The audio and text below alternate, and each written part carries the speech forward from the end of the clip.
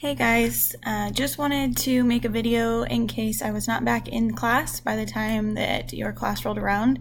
So 11.7 notes are about surface area and volumes of right cones.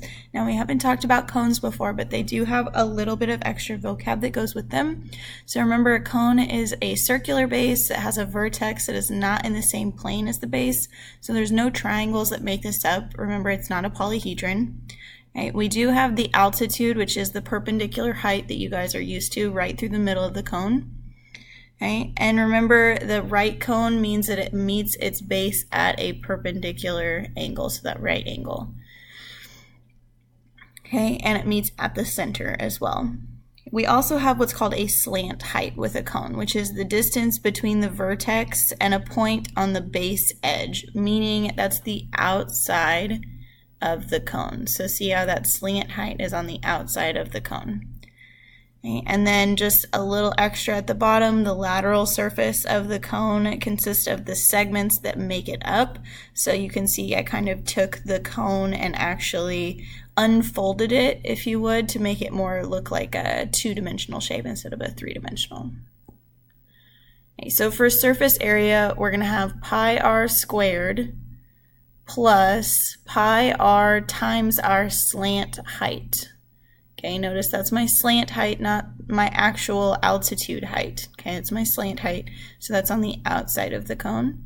And then we also have our volume, which is 1/3 pi r squared times the altitude height. Notice the difference between the two formulas. Okay, feel free to pause this video anytime if you need extra time to work things out. I'm just going to go through and go over the answers, so if you guys need to pause it, feel free to work through them. Okay, if not, you can just follow along. So the first one says find the volume and surface area of the cone. So I'm going to start with the surface area because that's what we had first on the last slide. So my surface area should be pi times my radius squared, which is 4 in this case, plus pi times my radius, which again is 4, times my slant height.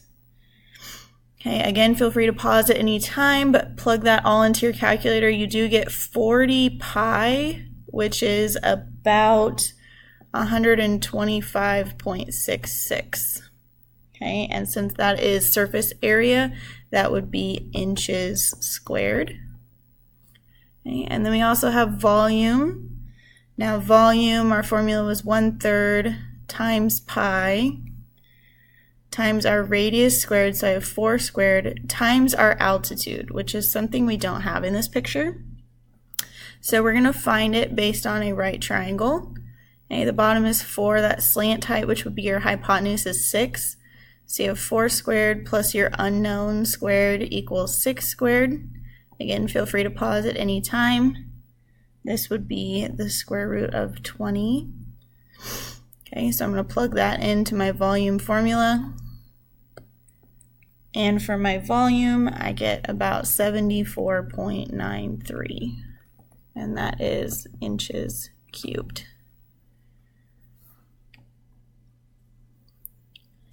And my next one, I'm doing the same thing, so I'm starting with my surface area. My surface area this time is pi times my radius is 5, this time 5 squared, plus pi times my radius 5 times my slant height, which in this case is 8. Okay. So my surface area is 65 pi, which is about 204.20. That one does have some rounding there, so be careful. Meters squared. Okay, again, for my volume, we're going to end up having to find our actual altitude. So we have 5 squared plus the unknown squared equals 8 squared.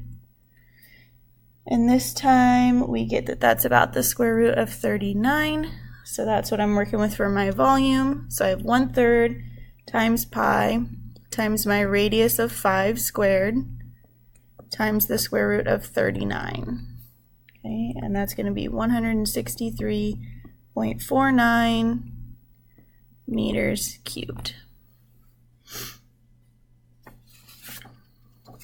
Okay, and the last one says find the volume of the composite solid. So we do have two different shapes here. And we have a cone on top, which is what we have in all of the notes today. And then we have a cylinder on bottom, which we've done in the 11.5 notes. Okay, so feel free to look for your 11.5 notes if you're not sure on that one.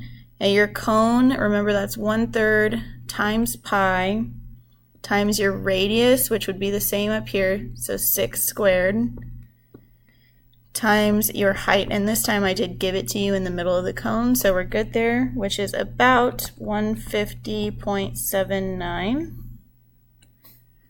Okay, and then we have our cylinder, which remember volume for that is just base, the area of the base times the height. So that's pi times 6 squared times 5, which is 565.47. And then you take those two and add them together. So the total volume is 716.26 meters cubed. Okay, feel free to rewatch, pause, go back through any of these, and hopefully I will be back to go over it with you. Bye, guys.